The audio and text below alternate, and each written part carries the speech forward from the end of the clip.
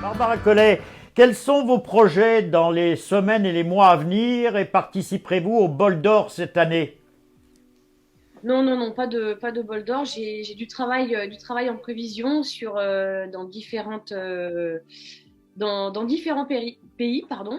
Donc, je vais être assez occupée à venir pour des essais de pneumatiques notamment et l'accompagnement aussi de randonnée tout terrain pour une agence qui se trouve, qui est basée dans le Var aussi, pas très loin de chez moi. Barbara Collet, on vous remercie infiniment de votre présence à l'occasion de cette Journée internationale des droits de la femme 2021 à Aix-en-Provence. Nous aurons l'occasion de reprendre contact avec vous très rapidement pour faire une émission complète autour de votre passion du sport mécanique et qui est également la nôtre. Je vous remercie. À très bientôt, Barbara. Prenez soin de vous. Comme on dit, en ces temps troublés de confinement, déconfinement et de déconfiture, comme j'ai l'habitude de le dire. Bah, merci pour votre accueil, merci pour l'invitation et puis Bonne route! ouais, merci beaucoup, à très bientôt et puis belle journée de la femme à toutes les femmes. Voilà, Merci Merci, soyez infiniment, prudentes. Barbara. Ouais. à Merci. bientôt. Vous l'avez compris, c'était le choix que j'avais fait de la réalisation de cette Journée internationale des droits de la femme. Plutôt que de faire ce que font la plupart des autres médias, bien sûr, nous allons parler d'égalité, de parité. Vous savez que les femmes sont appelées à 15h45 cet après-midi à stopper le travail parce que c'est là que normalement la paye s'arrête chez les femmes, puisqu'on est à moins 25, moins 27%. Charlotte de Bucher, bonjour. Bonjour, Monsieur Becca, merci de m'accueillir, de nous accueillir et d'organiser cette journée et de mettre à l'honneur les femmes. C'était normal que ce soit les hommes qui le fassent. Vous savez pourquoi? Parce que je suis intimement persuadé, Charlotte, que le jour où nous changerons véritablement les choses, ça sera parce que les hommes prendront conscience de l'importance de vous traiter mieux, de vous traiter à l'égalité, et ça ne pourra que favoriser la condition des hommes, et c'est un sujet qui concerne énormément d'hommes. Lorsque j'ai préparé ces 3 mois d'émission, je me suis rendu compte que énormément d'hommes étaient sensibles à cela. En ce qui vous concerne, Alors, Charlotte, si vous vous... êtes conseillère en ressources humaines en entreprise, et vous êtes donc bien placée pour savoir quelle est la différence de traitement. Et aujourd'hui même, une proposition de loi passe à l'Assemblée nationale et au Sénat concernant la mise en place de quotas. Qu'est-ce que vous pensez de ces quotas, Charlotte de Bucher? Alors, avant même de parler de ces quotas, moi je voudrais quand même préciser que ce sont aussi quand même très majoritairement les femmes qui élèvent nos hommes de demain et que la responsabilité n'incombe pas exclusivement qu'aux hommes. Je pense que les femmes en tant que mères de famille ont aussi une responsabilité importante dans l'éducation et la sensibilisation qu'elles feront ou pas auprès de leurs propres enfants sur le harcèlement ou les faits de sexisme, quels qu'ils soient. Je pense que c'est important. Les hommes sont ce qu'ils sont aujourd'hui, mais ils sont aussi le fruit de ce qu'on a bien voulu en faire dans l'éducation qu'on leur a donnée. Est-ce que vous pensez, au-delà de ces quotas, moi je n'étais pas tellement partisan, je vous le dis franchement, des quotas. C'est un peu comme les quotas de l'immigration. Alors on en met deux jaunes, deux rouges, deux blacks. Est-ce que vous pensez qu'il faut, comme le disait Anne Hidalgo chez nos confrères de France Inter ce matin, qu'il n'y a pas d'autre méthode pour que justement on arrive à ce que les postes les plus importants, les 10% de postes les mieux payés dans les entreprises reviennent aux femmes également? Alors, écoutez, je pense qu'effectivement, je partagerai ce point de vue. Aujourd'hui, il semblerait que plus d'une femme sur 5 soit victime de faits de sexisme, de harcèlement sexuel sur son lieu de travail, et que sur ces personnes touchées par cette problématique, ce problème, 60% des victimes n'en parlent pas ou très peu. Donc, les quotas, oui, c'est-à-dire que de toute façon, j'allais dire, quand on est directement concerné par ce problème et qu'on a le pouvoir de faire bouger les choses, bien sûr que, alors à ce moment-là, la notion de quota entre en ligne de compte, effectivement. D'autant qu'en plus, Pour ce qui concerne le milieu de l'entreprise, parce que c'est peut-être celui dont je vais le plus parler, on a quand même tous, je le pense, tous plus ou moins, parce qu'on fait partie de ces générations de femmes. Alors, je pense que ça va changer, mais aujourd'hui, on a tous plus ou moins rencontré, croisé un supérieur hiérarchique, un peu charismatique, au pouvoir un peu toxique, ou un collaborateur qui se joue lui-même par des petites humiliations, des réflexions, des propos un peu graveleux auprès d'autres collaboratrices. J'avais presque envie de dire que nous sommes dans une culture très latine et ça fait partie un peu de cette culture d'entreprise. Bon, ces abus un peu d'autorité dont font l'objet certaines salariés, subordonnés, enfin bon. On a tous plus ou moins, à notre niveau, été le témoin de ces réflexions. Alors, moi, je pense qu'il y va aujourd'hui de la responsabilisation des employeurs. Et les employeurs, eh ben, ils sont aujourd'hui, on doit le reconnaître, inévitablement majoritairement masculins. D'où la nécessité de mettre en place peut-être ces quotas. Oui, effectivement. Alors, je dois avouer que le gouvernement, ou en tout cas notre président, je ne veux pas faire de politique, mais c'est une chose importante. Notre président actuel a jugé opportun de créer une parité au sein même de l'Assemblée nationale. Je pense que cette parité a sa place, inévitablement. Et dans la parité, on est sur un quota, inévitable. D'accord ? Je vous propose, Charlotte de Buchère, de faire une petite pause musicale avec notre invité spécial, Misko. Misko, vous pouvez nous dire pourquoi vous avez choisi cette chanson « Les hommes qui passent » de Patricia Cass. C'est justement à propos de ce que disait Charlotte de Buchère à l'instant. Eh ben, parce qu'il y a une période dans ma vie où les hommes passaient. Et maintenant, ils s'arrêtent. Il n'y en a qu'un qui s'est arrêté, ça me va. Ah, il n'y en a pas d'autres. Mais vous faisiez de bah... l'autostop ou quoi? Ou de la femme stop? Non, mais c'est un drôle de milieu aussi, la musique. Après, moi, j'ai pas vraiment souffert, mais je reconnais les comportements un peu déplacés auxquels j'ai fait face des fois, oui. Alors, les hommes qui passent, Patricia Cass se prépare en duplex, Françoise Cowell, et j'aimerais bien avoir Laure Lochet pour faire un point sur Marseille avec M. Provence. À tout de suite. Les hommes qui passent, maman, m'envoient toujours des cartes postales des Bahamas, maman. Les hommes qui passent tout le temps sont musiciens, artistes, peintres ou comédiens, souvent.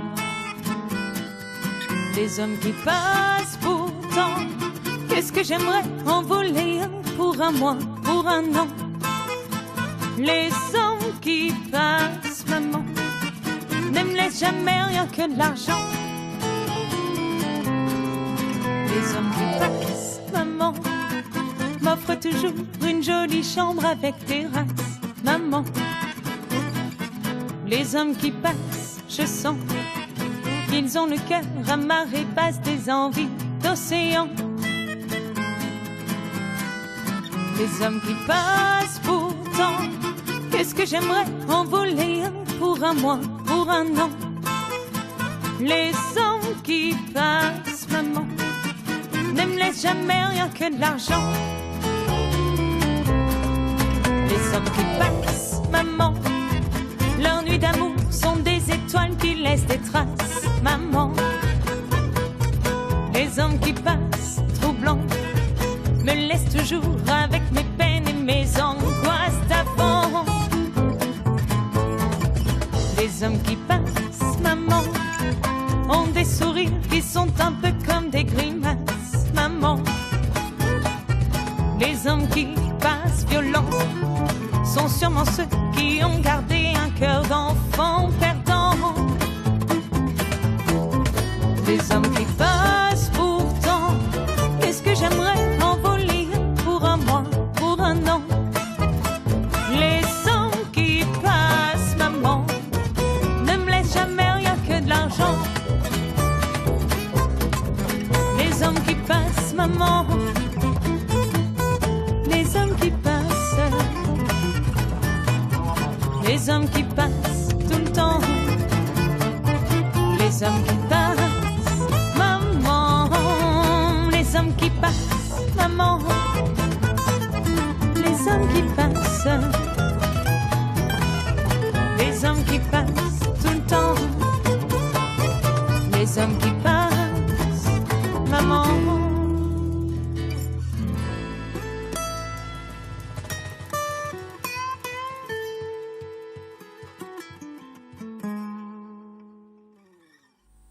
Retour au direct. Alors justement, je vais en profiter pour présenter un peu Misco. Alors Misco, vous êtes une conteuse d'histoire, auteur, compositeur, interprète. Votre nom, c'est Magali Brunel, alias Misco, qui oscille entre ce qu'on appelle le pop-folk et la chanson française. Le choix était difficile, vous avez dit je vais faire un mixing. C'est pas facile de définir un style musical en fait. Qu'est-ce que vous préférez dans la chanson française? Parce que j'ai été un grand passionné de chansons françaises. Qu'est-ce qui vous attire? Quelles sont vos références en chanson française, Misco? Moi, ce qui me plaît dans la chanson française, bon, c'est déjà qu'en général, je comprends tout de la première fois. J'ai pas besoin de lire le texte pour imprimer des paroles. Et puis, les jeux de mots, en fait. Souvent, on pense que le français sonne mal ou se chante mal. Moi, je trouve au contraire qu'il laisse beaucoup de possibilités et beaucoup de swing en fait. On a par exemple Traîné qui l'a prouvé avec beaucoup de morceaux. On a Bobby Lapointe qui l'a prouvé aussi avec des jeux de mots. Takati Takité, c'est juste énorme. Et bon, voilà, c'est venu naturellement. Quelle est la première chanson que vous avez chantée et à quel âge? C'était sous la douche? C'était un peu tout le temps, je crois, et ça doit s'apparenter à Nini Pot-de-Chien ou Le Gorille. C'était pas très très classe. Du Brassens. Le Gorille, oui. Nini Pot-de-Chien, non. Et en matière aujourd'hui d'orientation de votre carrière, Misco, vous faites des clips extrêmement bien léchés, comme on dit dans le métier. Quelle est la projection de Misco sur les 5-10 années à venir en matière de musique? En faire un métier à part entière possible? Alors, ça a été un métier à part entière pendant une dizaine d'années, puisque j'ai fait mon tout premier concert en 2008. Donc, j'ai alterné avec d'autres, pour conserver mon intermittence, j'ai alterné avec d'autres casquettes, hein, évidemment. Aujourd'hui, je suis maman, donc c'est un peu plus difficile d'envisager de partir en tournée en ayant une petite fille en bas âge à la maison. Mais je pense que de toute façon, c'est quelque chose qui lâche personne. On est musicien un jour, on est musicien toujours.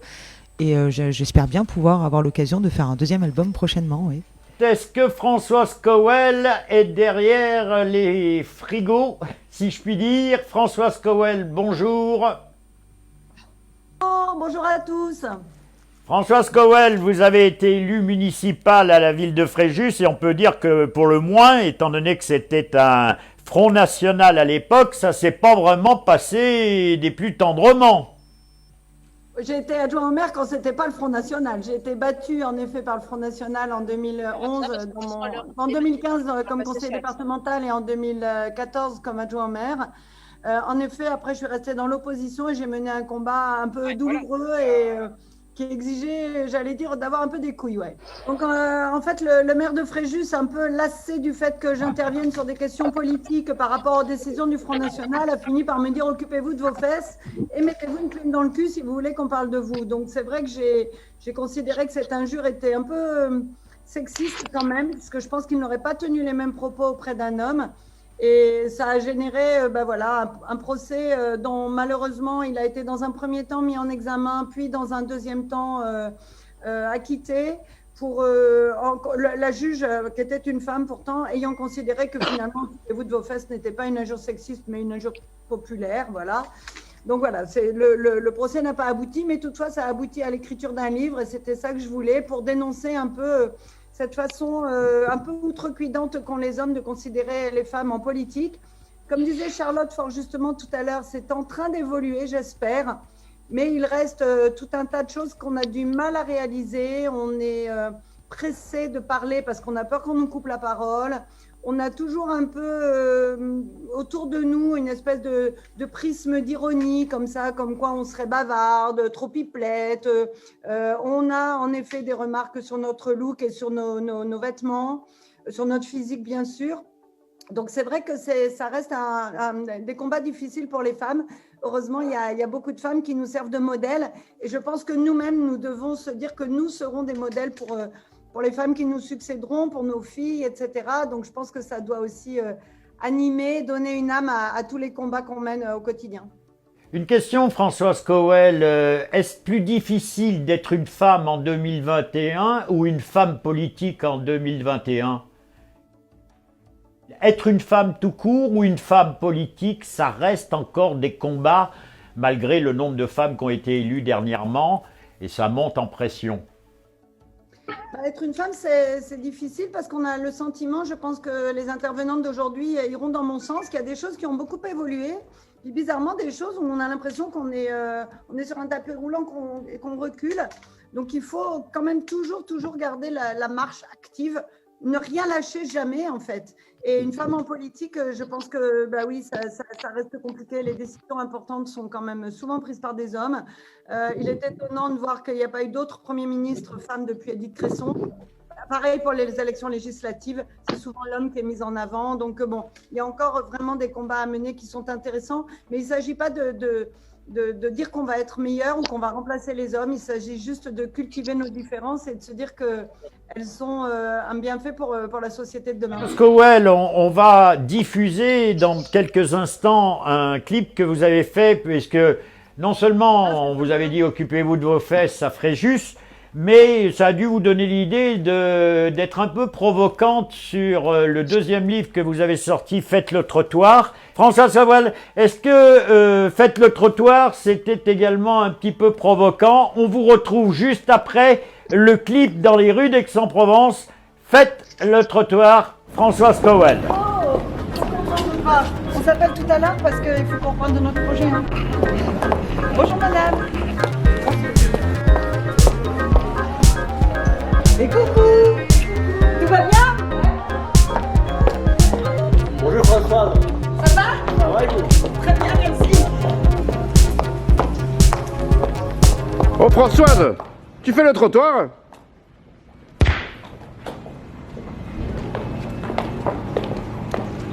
Exactement. Parce que c'est ici, sur le trottoir, qu'on construit le projet politique.